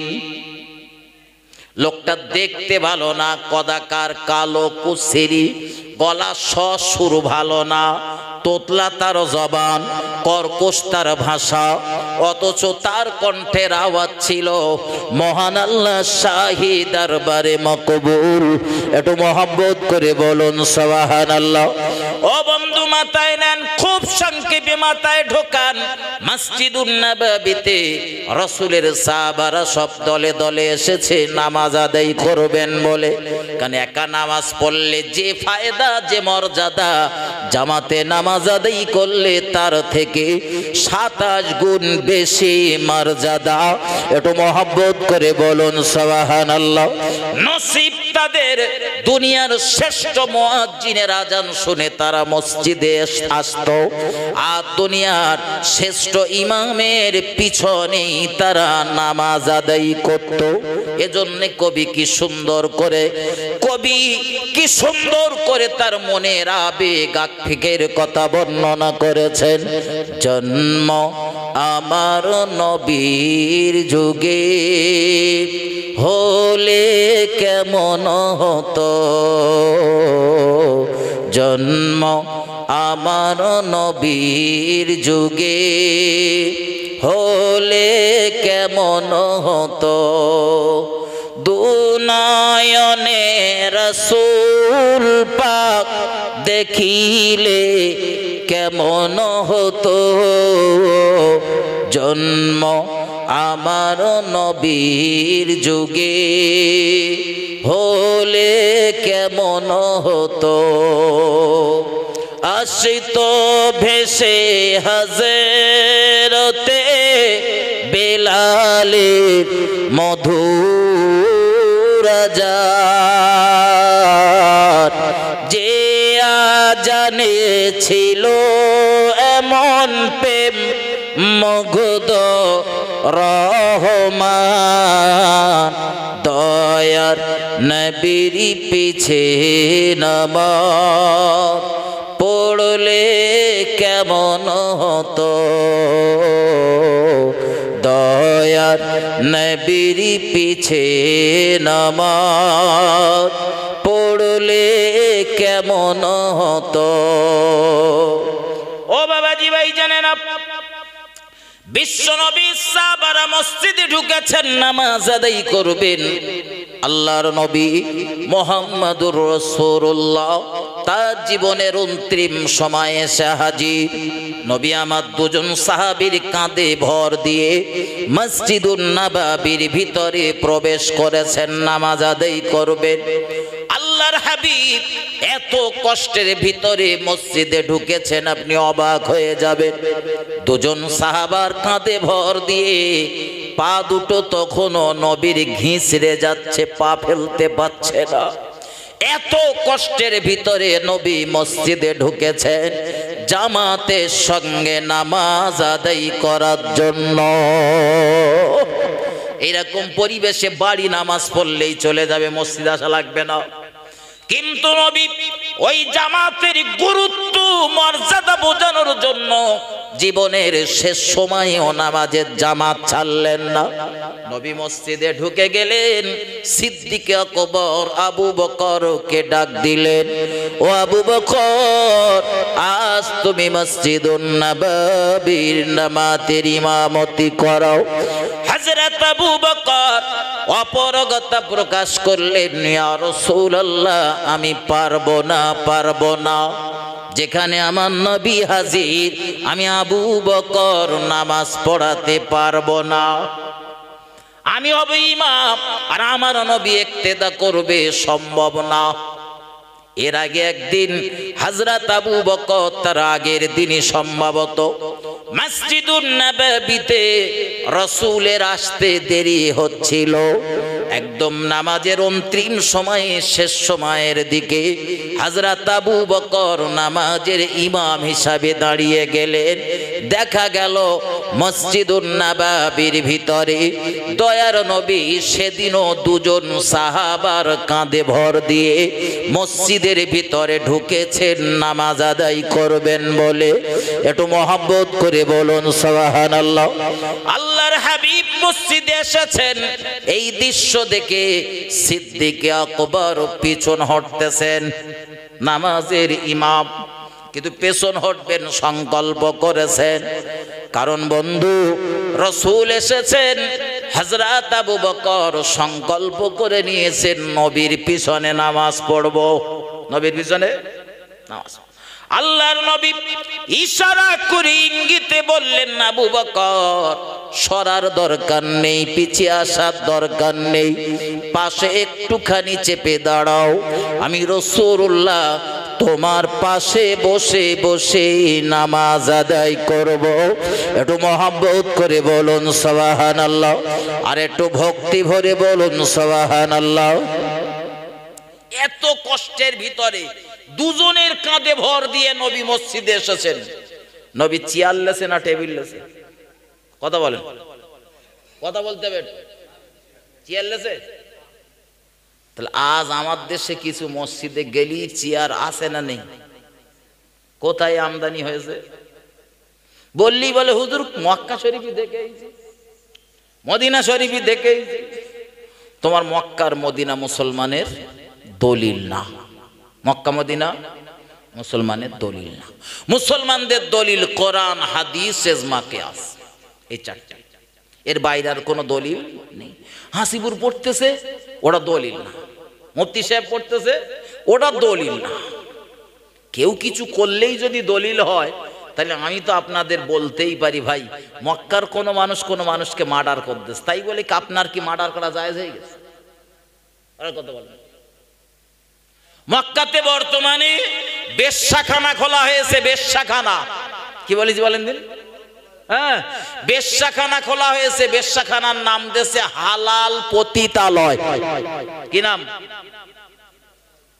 বেশ্যাখানা হালাল হয়? আর কথা বলেন। হ্যাঁ, ও সিনেমা হল তো পান্তাবা, গানের কনসার্ট চলতেছে দেশ বিদেশের বিভিন্ন নায়ক নায়িকাদের নিয়ে। তাই বলে আমার দেশের যুবকগুলোর বেশ্যাখানায় যাওয়া, সিনেমা হলে যাওয়া, গানের কনসার্টে যাওয়া কি জায়েজ? কথা বলতে বলে। মক্কায় তুমি চেয়ার দেখে এসেছো, তাই বলে কি তোমার চেয়ারে নামাজ পড়া জায়েজ? চেয়ারে তুমি নামাজ পড়তে পারবে, আমি বলতেছি না যে পারবা না, তবে কোন ক্ষেত্রে চেয়ারে নামাজ পড়া হারাম, আর কোন ক্ষেত্রে চেয়ারে নামাজ পড়া জায়েজ। তোমার যদি খুব চেয়ারে নামাজ পড়ার ইচ্ছা হয়, মন যদি না মানে, একদম যদি একটু চেয়ারে নামাজ না পড়লে বাবু বাবু পানা মনে হয় না, সবার থেকে আমার নামাজটা যদি একটু আলাদা পানা না হয়, তা হয়। আপনাদের এদিকেও রোগ নেই তো? আপনাদের গ্রামে থাকলে আবার বড় সমস্যা হবে। যদি থাকে, আমি আপনাকে রাগানোর জন্য বলছি না, আপনার ভালোর জন্য বলছি, মাথায় ঢোকান। রাসূলের জীবনের এই অন্তিম মুহূর্তেও নবী চেয়ার ব্যবহার করেনি। আপনি কি মনে করেন নবীর পিরিয়ডে চেয়ার ছিল না? অবশ্যই চেয়ার ছিল। আমরা হাদিস শরীফের ভিতরে পড়েছি, নবী চেয়ারে বসে বক্তৃতা করেছেন। বক্তৃতার ক্ষেত্রে নবী চেয়ার ব্যবহার করেছেন, কিন্তু নামাজে চেয়ার নেই। আপনি চেয়ারে নামাজ পড়তে পারবেন, আল্লাহ না করুন হাসিবুরের তো কোনোদিন পড়তে হতে পারে, কিন্তু তার জন্য একটা পদ্ধতি অবলম্বন করতে হয়। আমি কেন বলতেছি এটা? আপনি চেয়ারে নামাজ পড়েন বন্ধু, কিন্তু তার আগে এই পদ্ধতিটা আপনাকে অ্যাপ্লাই করতে হবে। না করে যদি নামাজ পড়েন, তো আল্লাহ ভালো জানে আপনার নামাজ হচ্ছে কিনা। কি সেই পদ্ধতি? এলাকার কোন একটা ভালো মুফতি সাহেবের কাছে যেতে হবে। আপনার যে মুফতি সাহেবের কাছে যেতে ইচ্ছা হয় যান, সুন্দর করে একটা দরখাস্ত করেন, ভালো করে লেখেন, মাননীয় মুফতি সাহেব মহাশয়, সারাদিন আমি যখন সাইকেল চালাই তখন আমার কোনো সমস্যা হয় না, ঘন্টার পর ঘন্টা যখন মাটি কাটি, কোদাল কোপাই, তখন কোনো সমস্যা হয় না, ব্যবসার মাল মাথায় করে এ গ্রাম থেকে ও গ্রামে এলে যালি সমস্যা হয় না। তার মানে কোনগুলো সমস্যা হয় আর কোনগুলো হয় না, মোটামুটি একটা সবিস্তার লেখেন। লিখে তলায় এবারে বলেন, হুজুর আমার তো এই অবস্থা, মাজা কোমরের লাইন ভালো না, মাজা ব্যাঁকে না, সেজদায় যেতে পারি না, তো আমি মনে করতেছিলাম চেয়ারে বসে নামাজ পড়বো, তা আপনি অনুমতি দিলি চেয়ারে নামাজ পড়বো, হুজুর আপনি আমার অনুমতিটা দেন। মুফতি সাহেব যদি জেনে বুঝে ভালো মন্দ একটা বুঝে আপনার জন্য যদি ফতোয়া দিয়ে দেয় যে হ্যাঁ বাবা আপনি চেয়ারে নামাজ পড়তে পারবেন, তো আপনি চেয়ারে নামাজ পড়তে পারবেন।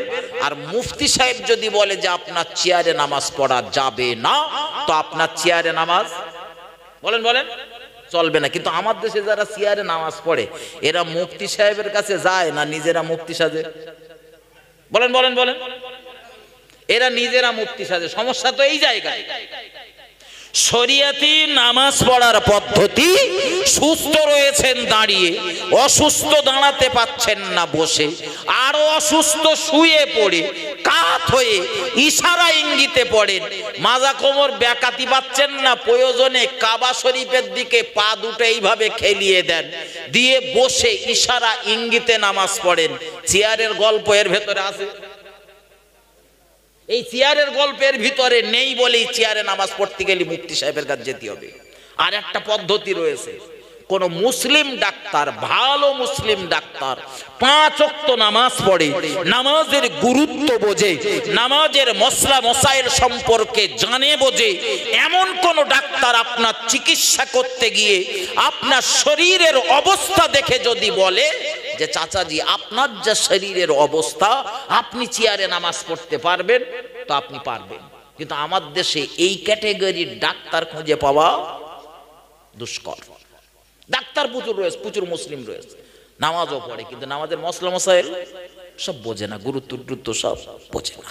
এই জন্য ভালো কোনো মুফতি সাহেবের কাছ থেকে একটু জেনে বুঝে নামাজটা পড়বেন। বাবা, নামাজ কবুল করার দায়িত্ব কার? একটু কথা বলেন। আল্লাহর। তা আল্লাহ কবুল করবে।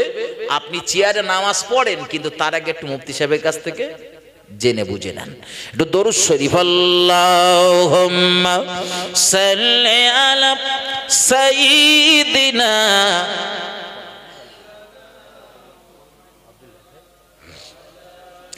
ওয়া আলা আলি সাইয়্যিদিনা। আমার পাগল মন ওই মদিনার প্রেমে পড়েছে, আমার পাগল মন ওই মদিনার প্রেমে পড়েছে।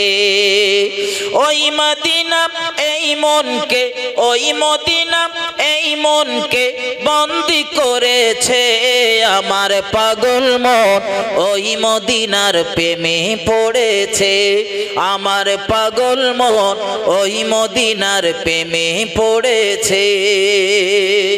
জানি না ওই মদিনায় কি আছে মধু, মদিনা মদিনা বলে কান্দি যে শুধু। জানি না ওই মদিনায় কি আছে মধু, মদিনা মদিনা বলে কান্দি যে শুধু। জানি না ওই মদিনায় কি আছে মধু, মদিনা মদিনা আমায় করেছে জাদু। বিশ্ব জগৎ নবীর প্রেমে, বিশ্ব জগৎ নবীর প্রেমে পাগল হয়েছে, আমার পাগল মন ওই মদিনার প্রেমে পড়েছে, আমার পাগল মন ওই মদিনার প্রেমে পড়েছে। আল্লাহুম্মা সাল্লি আলা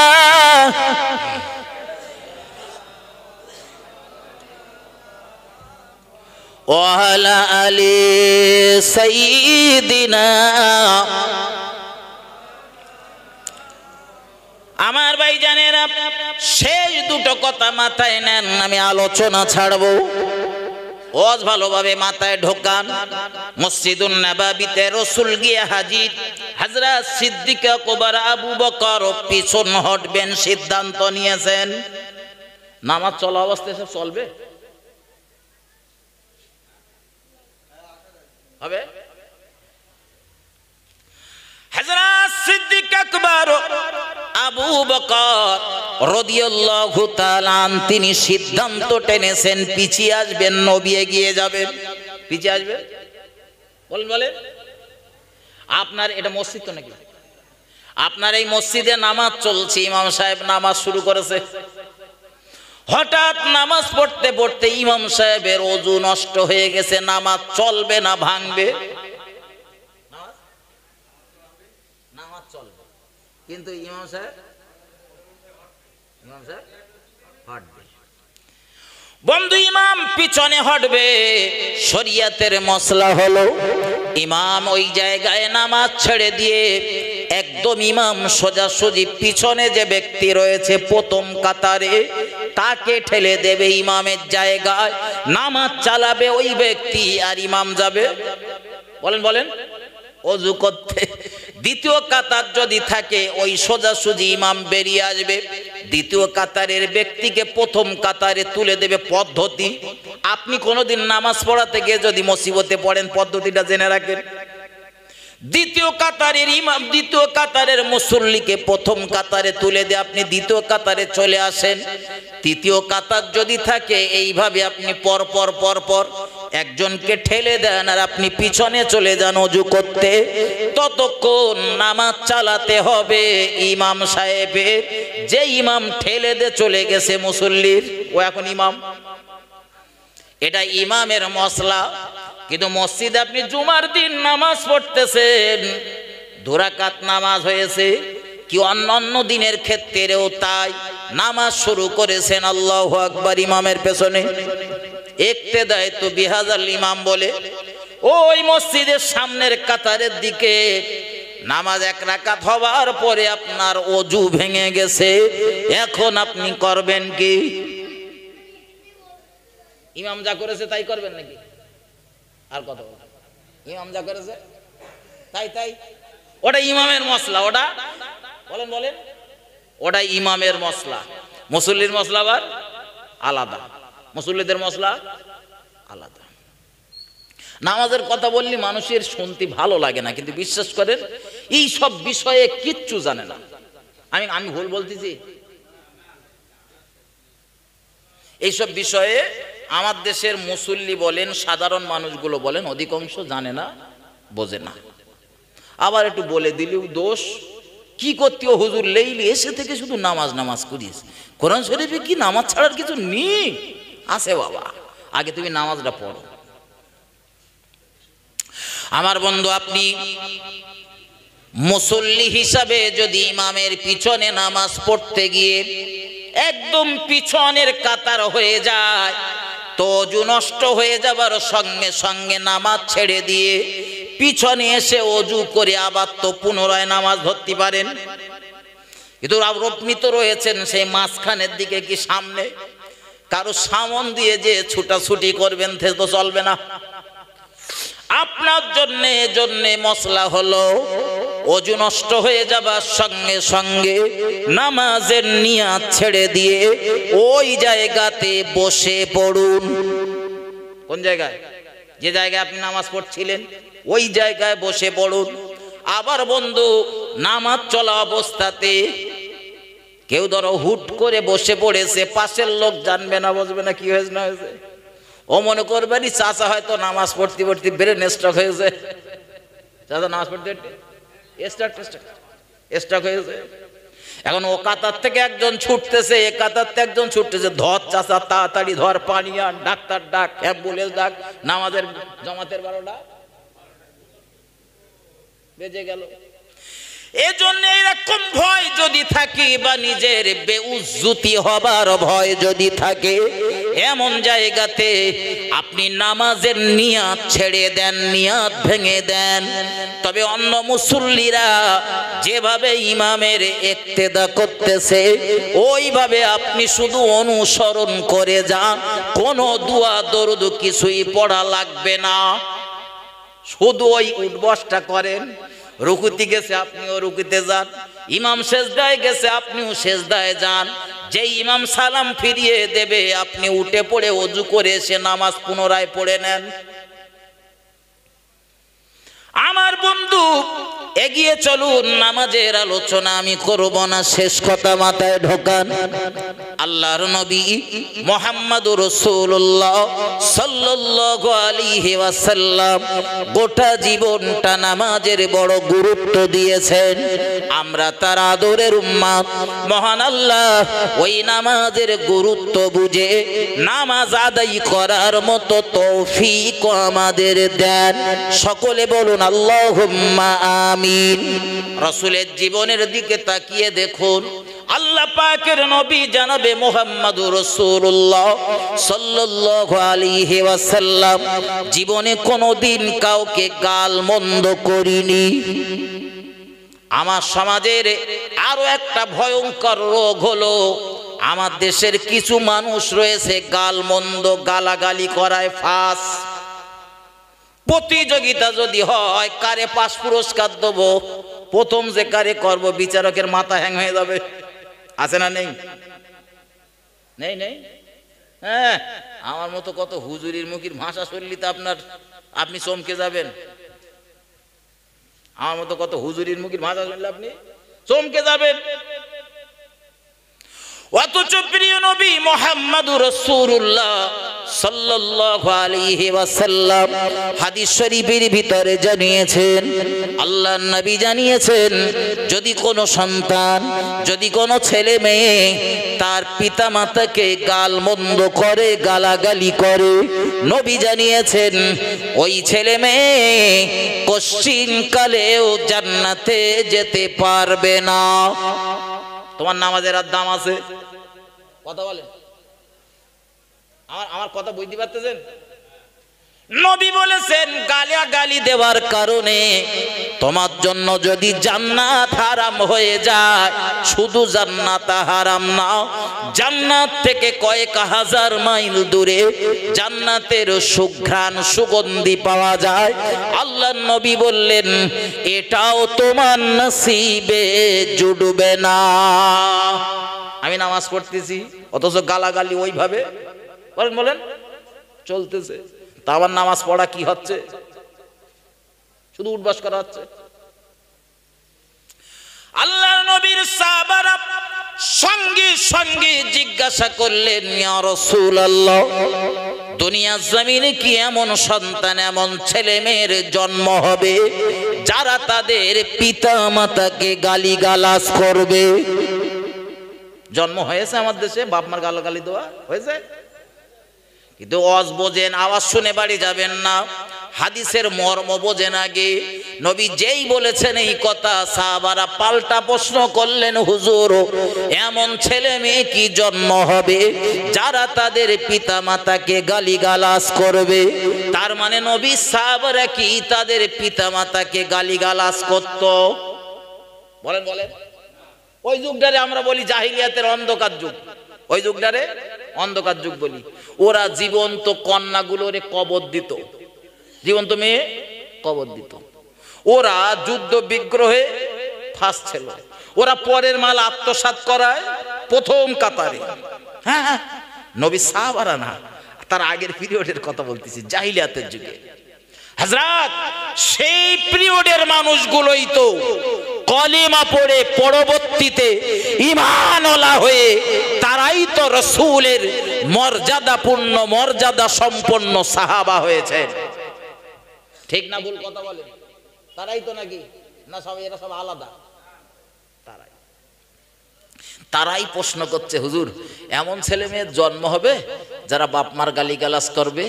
তার মানে ওরা মদ খেয়েছে, ওরা সুদ খেতে পারে, ওরা ঘুষ খেতে পারে, ওরা জেনা ব্যভিচার করতে পারে, ওরা জীবন্ত কন্যাগুলোরে কবর দিতে পারে, পরের মাল আত্মসাৎ করতে পারে, যুদ্ধ যুদ্ধ লড়াই এভাবে চালিয়ে যেতে পারে বছরের পর বছর, কিন্তু জীবনে কোনোদিন ওরা তাদের পিতামাতাকে গালিগালাজ করেনি। এটাই বোঝায়। এই জন্যই প্রশ্ন করেছেন, হুজুর এরম ছেলে মেয়ের জন্ম হবে, তার মানে এখনো জন্ম হয়নি।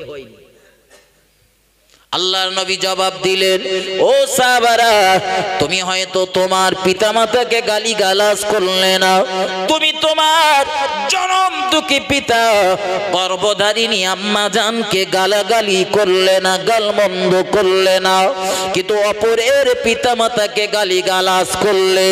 আর ওই ব্যক্তিটা ঘুরিয়ে তোমার পিতামাতাকে গালিগালাজ করলো। হয় না, হয় না? আমরা করি না, করি না?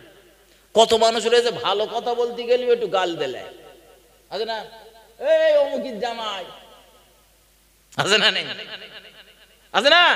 হ্যাঁ, আপনি মাথা নাড়লেও রয়েছে, না নাড়লেও আমি দেখেছি তো। আল্লাহর হাবিব জানান, রাসূল জানান, ও সাহাবা, তুমি কাউকে গালিগালাজ করলে, কারোর পিতামাতাকে গালিগালাজ করলে, ওই ব্যক্তি ঘুরিয়ে তোমার পিতামাতাকে গালিগালাজ করলো, আমি আব্দুল্লাহর বেটা মুহাম্মদ সাল্লাল্লাহু আলাইহি ওয়াসাল্লাম বলছি, উভয়ের জন্য জান্নাত হারাম হয়ে গেল। ওরা জান্নাতে যেতে পারবে না, পারবে না, পারবে না। জান্নাত থেকে কয়েক হাজার মাইল দূরে জান্নাতের সুগন্ধি রয়েছে, এটা ওদের নসিবে জুড়বে না। গালাগালি দেওয়া তাহলে খুব ভালো কথা বলে। কেউ আপনার গালি দিয়েছে, খবরদার জানো তার উল্টো গালি দেবেন না। দেখো গাল, ও গাল দিয়েছে, আপনার যত খুশি আমারে গাল দেন, দেখেন আমি কোনো কথা বলবো না, তার কারণ আমি জানি গাল যখন আপনি আমারে দেবেন, আমার পক্ষ থেকে ফারিস্তারা জবাব দেবে। আপনার কে দেবে? আমার জবাব ভালো না ফারিস্তাদের জবাব ভালো? বন্ধু, আপনি আমায় গালি দেবেন, দুনিয়ার কোন মানুষ যদি কখন আপনাকে গালিগালাজ করে, ছোট বড় কথা বলে, ওরা হয়তো কেউ হয়তো ভাববে লোকটা কিচ্ছু বলে না, মানে মনে হয় লোকটা এই কাজের দোষী ভাবে, ভাবুক, তাতেও কোনো সমস্যা নেই। চুপ হয়ে যান, নীরব হয়ে যান, ধৈর্য ধরেন। পারলে আসমানের দিকে তাকিয়ে একবার শুধু আমার রবকে ডেকে বলেন, হাসবুনাল্লাহু ওয়া নি'মাল ওয়াকিল। ওগো আল্লাহ, আপনি আমার জন্য যথেষ্ট। এরকম বলতে পারবেন না? ও দেখ গাল দেখ, ও আপনার মান নিয়ে আর বাপের নিয়ে একদম সেই মেটার বেশ সেখানা থেকে, মেটের বেশ সেখানা থেকে আর সোনাগাছি পর্যন্ত চলে যাক, ব্যাস।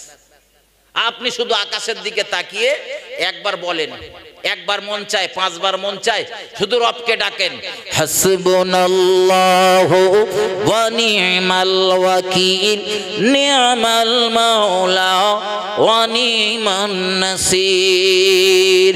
ও বন্ধু, তুমি গালি দিয়ে যা লাভ পেতে, তার 4 গুণ বেশি লাভ পাবে, নিজের চোখেই দেখতে পাবে ফলাফল ইনশাআল্লাহ। আমার বন্ধু, এজন্য কাউকে কখনো গালিগালাজ করবে না। দুদিনের এই দুনিয়া, চোখ বুঝালি বন্ধু সব শেষ, চোখ বুঝালি সব শেষ। কাউকে গালি দিয়েছেন, মরার আগে হয়তো তার কাছে আর ক্ষমা চাওয়ার সুযোগ পাবেন না। এজন্য কাউকে গালি দেবেন না। কারো মনে যদি কখনো ব্যথা দিয়ে ফেলে, মেহেরবানি করে সঙ্গে সঙ্গে তার কাছ থেকে ক্ষমা চেয়ে নেবেন, কারণ আজরাইল আপনার শিয়রে এসে গেলে ক্ষমা চাওয়ার সুযোগ পাওয়া যাবে না। আমার ভাই ও বাবাজির আমার, আরেকটুকা নিয়ে গিয়ে চলুন। আল্লাহ পাকের নবী জনাবে মুহাম্মদুর রাসূলুল্লাহ সাল্লাল্লাহু আলাইহি ওয়াসাল্লাম তার জীবনে কখনোই কাউকে বদদুয়া করিনি। আর আমার দেশে প্রচুর মানুষ রয়েছে, তারা বদদুয়া করায় ফাঁস, আছে না নেই? কত বৃদ্ধ পিতা মাতাকে দেখেছি, তাদের সন্তানদের জন্যও বদদুয়া করে, আছে না নেই? ও আমার মুরব্বি আব্বাজান, আপনার পায়ে দুটো হাত দিয়ে বলতেছি, আপনার বেটা বোঝে না বলে আপনারে গালি দিয়েছে, চড়া কথা বলেছে, বিয়াদবি করেছে, খবরদার বেটারে বদদুয়া দেবেন না। পারলে ওই মন ভরা কষ্ট নিয়ে আল্লাহরে ডেকে একবার বলে দেন, আল্লাহ আমার বেটাটারে মানুষের মতো মানুষ বানান, আল্লাহ আমার বেটাটারে হেদায়েত দান করেন। ভালো দোয়া করেন। বেটা ভালো না বলে গালি দিয়েছে, ওর জন্যে বদদোয়া করলে আপনার কোনো লাভ হবে না। কিন্তু যদি ওর জন্যে নেক দোয়া করেন, ও বেটার নেক দোয়া, আপনার নেক দোয়া যদি বেটার নসিবে লেগে যায়, তো দেখবেন পরের দিন থেকে ও বেটা আর আপনার সঙ্গে খারাপ আচরণ করবে না। ঠিক না বল? আমাদের হিন্দুস্তানের যিনি নায়েবে নবী সুলতানুল হিন্দ খাজা মঈনুদ্দিন চিশতি রহমাতুল্লাহ আলাইহি, নাম শুনেছেন? হ্যাঁ, অনেকে গিয়েছেন তার মাজার জিয়ারত করার জন্য। আবার পীর ওলিদের নাম শুনলি কেউ কেউ বলে তোমরা পীর পুজো করো। আচ্ছা, আমরা কি পীরের পুজো করি? কথা বলতে হবে। পীরের দরবারে কি জন্য যাই? একটু জিয়ারত করার জন্য যাই। তাদের কবরের ধারে দাঁড়াই। মানুষ যদি কোনো মৃত ব্যক্তির কবরের ধারে দাঁড়ায়, কবরের চিন্তা একটু আসে না? আসে না? আসে না? সারা দুনিয়ার কাজ করলে তখন মনে থাকে না, কিন্তু একজন মানুষের মাটি দিতে গেলে তখন একবার মনে হলেও হয় আমার একদিন এখানে আসা লাগবে। তো কবরের ধারে ঘন ঘন গেলি ক্ষতি নেই, লাভ বেশি। যত যাবেন তত মনে হবে আমারও আসতে হবে, আমারও। বলেন বলেন, মনের ভিতরে আল্লাহর ভয় তৈরি হবে, আযাবের জন্য ভয় তৈরি হবে। এই খাজা মঈনুদ্দিন চিশতি হিন্দুস্তানের জমিনে যখন 90 লক্ষ ইমানদার, 90 লক্ষ বিধর্মীকে ইমানের কলেমা পড়িয়ে ইমানওয়ালা বানিয়েছিলেন, একটু মহব্বত করে বলুন সুবহানাল্লাহ। খাজা মঈনুদ্দিন চিশতির আম্মা জান সেদিন ডাক দিয়ে বলছিলেন, বাবা মঈনুদ্দিন, ও বাবা মঈনুদ্দিন, এত মানুষ তোমার হাতে হাত দিয়ে ইমানের কলেমা পড়ে ইমানওয়ালা বেনেছে বলে খবরদার যেন অহংকার করো না, গর্ব করো না। এ কৃতিত্ব তোমার না, কোনো কৃতিত্ব যেন দেখিও না। এ কৃতিত্ব তোমার না।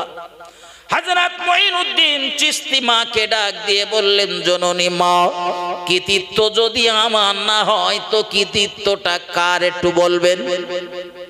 কৃতিত্ব কার? যুদ্ধ বিগ্রহ, ঝগড়া ঝামেলা, কলেমার দাওয়াত দেওয়া, যা করা সব তো করেছেন খাজা মঈনুদ্দিন চিশতি। তাহলে কৃতিত্বটা কার? ওনার মার। হযরত মঈনুদ্দিন চিশতির মা ডাক দিয়ে বললেন, বাবা মঈনুদ্দিন, ও বাবা মঈনুদ্দিন, তুমি যে 90 লক্ষ মানুষকে কলেমা পড়িয়েছ, এ কৃতিত্ব তোমার না, এ কৃতিত্ব হলো মঈনুদ্দিন তোমার মায়ের। এজন্য সন্তানের জন্য কখনো বদদুয়া করবেন না। আমার নবী বলেছেন, বাপ মার দোয়া সন্তানের জন্য সরাসরি মহান আল্লাহর দরবারে কবুল হয়ে যায়। আরো জোরে বলুন সুবহানাল্লাহ। আমি হুজুর দাওয়াত করেছেন, আমার দোয়া কবুল হতেও পারে, নাও পারে, 50-50। আমার দোয়া 50-50 কবুল হতেও পারে, নাও পারে। আমার দোয়া যদি মাল বেশি দেন তো একটু কেঁদে কেটে দোয়া করবানি। মাল যদি কম দেন হয়তো বল ফিল্ড পার হবার আগে বলবেন, আল্লাহর মাল কম দেশে, দোয়া ফেরত। দোয়া কিন্তু মা বাপের দোয়া এত মর্যাদাপূর্ণ দোয়া।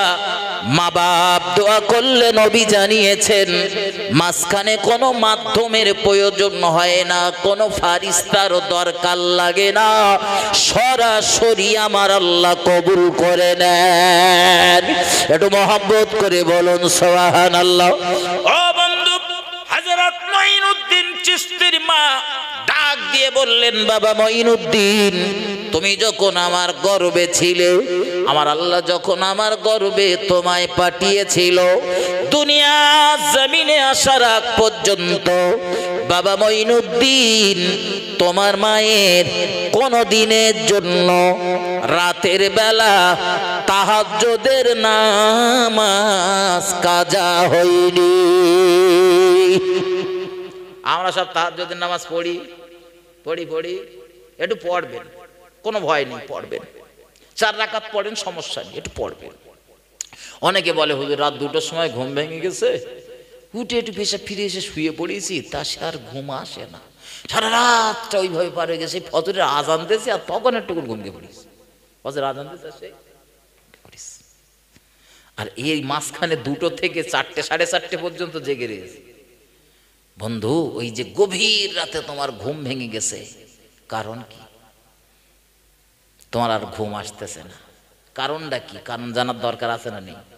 হ্যাঁ, ওই গভীর রাতে তোমার ঘুম ভেঙে গেছে, তোমার রব তখন পৃথিবীর প্রথম আসমানে এসে অপেক্ষা করতেছে। বান্দা ডাকতেছেন, বান্দা আয় আয়, কি লাগবে বল, দেবো। ব্যবসায় ভাটা, আমি তোর ব্যবসায় জোয়ার এনে দেবো। কি লাগবে তোর, দেবো আমি। আমি তখন বলেন বলেন মদাম ঘুমাচ্ছি, সেই রকম ঘুমাচ্ছি। আল্লাহ সইতে না পেরে দেখি বান্দার একটু জাগিয়ে দে, দেখি বান্দা উঠুক, দেখে উঠিয়ে তারপরে আমার কাছে একটু চায় কিনা। কিন্তু আল্লাহ ঘুম ভাঙিয়ে দিয়েছে, আমি উঠে পেশা ফিরে এসে আবার বলেন বলেন আবার শুয়ে পড়েছি। আল্লাহ বলতে, বান্দা ঘুম ভাঙিয়ে তো দিছে, আমার কাছে কিছু চা, চেয়েলে দেবো। আমি না সে আবার গভীর রাতে যদি কখনো ঘুম ভেঙে যায়, খবরদার যেন অবহেলা করবেন না। জানবেন আপনার রব আপনার ঘুমটা ভাঙিয়ে দিয়েছে কাছে ডাকার জন্য। আয় বান্দা, কি লাগবে তোর বল, আমি তোর রব তোকে দেব। পৃথিবীর প্রথম আসমানে অপেক্ষা করতেছি, তাড়াতাড়ি আয়। কোরআনের ভাষায় আমার আল্লাহ জানান, উদুনি আস্তাজিব লাকুম। বান্দারে, আমি আল্লাহ আমায় ডাকো, আমি আল্লাহ আমায় স্মরণ করো, আমি আল্লাহ তোমার ডাকের সাড়া দেব। হযরত মঈনুদ্দিন চিশতির আম্মা জান ডাক দিয়ে বললেন, বাবা মঈনুদ্দিন, কোনদিন রাতের বেলা তোর আম্মা জানের তাহাজ্জুদের নামাজ কাজা হয়নি? প্রত্যেকটা দিন তাহাজ্জুদের নামাজ সমাদা করে ওই বিছানায় বসে, নামাজের ওই মুসাল্লাতে বসে 2টো হাত তুলে রবের দরবারে কাঁদতাম, চোখের পানি ফেলে রোনা জারি করতাম। কারণ আমার নবী জানিয়েছেন, আল্লাহর কোন বান্দা, আল্লাহর কোন বান্দি চোখের পানি সহ রবের দরবারে যদি কিছু চায়, ওই বান্দা বান্দি চোখের পানি নাকের অর্ধেক আসার আগে তার মোনাজাত, তার দোয়া আমার আল্লাহ দরবারে মঞ্জুর হয়ে যায়। আমি তোর আম্মা জান প্রতিদিন রাতের বেলা রবের দরবারে প্রার্থনা করতাম, আল্লাহ আমার এমন একটা নেক সন্তান আল্লাহ আপনি আমার দান করুন। আমার যে সন্তান দুনিয়া জমিনে গিয়ে যেন আপনার দ্বীনের খেদমত করতে পারে, ও আল্লাহ আপনার দ্বীনের খাদেমের মা হবার নসিব আমায় করে দাও। ও বাবা মঈনুদ্দিন, আজ যে 90 লক্ষ মানুষ ইমানের কলেমা পড়ে ঈমানওয়ালা হয়েছে। বাবা মঈনুদ্দিন, এ কৃতিত্ব তোমার না, এ কৃতিত্ব হলো তোমার মায়ের। আরো একবার বলুন সুবহানাল্লাহ। এই জন্য আমি বলি, যুবক, দোয়া হুজুরদের কাছে যা পাওয়া যাবে তার থেকে ভালো দোয়া পাওয়া যাবে তোমার বাড়ি, তোমার বাপ মার কাছে। তুমি জানো না তাই। ওই একটা প্রবাদ বাক্য রয়েছে না, গৈলির পাশের ঘাস, ওটা ওটা জানো ভালো লাগে না, রোজ রোজ রোজ তো নজরের সামনে। ওই মা বাপের দোয়ার উপরে দোয়া পৃথিবীতে আর কারো নেই। তোমার জন্য সব থেকে বড় পীর হলো তোমার বাপ মা। একটু মহব্বত করে বলেন সুবহানাল্লাহ। আমি বড় পীর আব্দুল কাদের জিলানীকে ছোট করছি না, কিন্তু সন্তানের জন্য সব থেকে বড় পীর হলো সন্তানের মা বাপ। আমরা দোয়া শেখানতে নালে শুধু দোয়া একে নকেন লবার জন্য ছুটি। যুবক, তকদির যদি প্রসন্ন করতে চাও, কপাল যদি খুলতে চাও, যদি মনে করো পৃথিবীতে আমি একটা কিছু করে রেখে যাব, তার ওসিলায় আল্লাহ যেন আমার নাজাত দেয় বা কিছু একটা হতে চাই, তো দোয়া যদি নেওয়ার দরকার হয় আগে বাপ মার কাছ থেকে নাও। ওখান থেকে যদি দোয়া নিতে পেরেছো, 100-র ভিতরে 100 গ্যারান্টি বাপমার দোয়া যদি, বাপমা যদি সত্যিকার অর্থে দোয়া করে, তবে ও দোয়া মহান রবের দরবারে কবুল হবে। তবে বাপমার সুদ খাওয়া বাড়াতে হবে না ছাড়তে হবে? ছাড়তে হবে।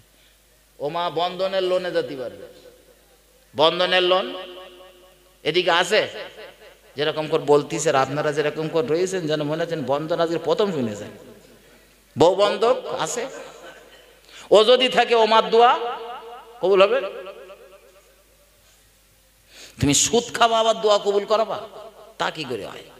দোয়া কবুল না হবার প্রধানতম কারণ হলো, প্রধান কারণ আমাদের খাওয়া দাওয়া ভালো না। কি বলেছি বলেন দিন, বলেন বলেন, খাওয়া দাওয়া ভালো না। এই যে হালাল হারাম বেঁচে চলতে পারি না, এর জন্য আমাদের দোয়া রবের দরবারে কবুল হয় না, কবুল হয় না। দাদা হুজুর রহমাতুল্লাহ আলাইহির দরবারে একদিন কিছু মানুষ গেছেন একটু দোয়া নেওয়ার জন্যে।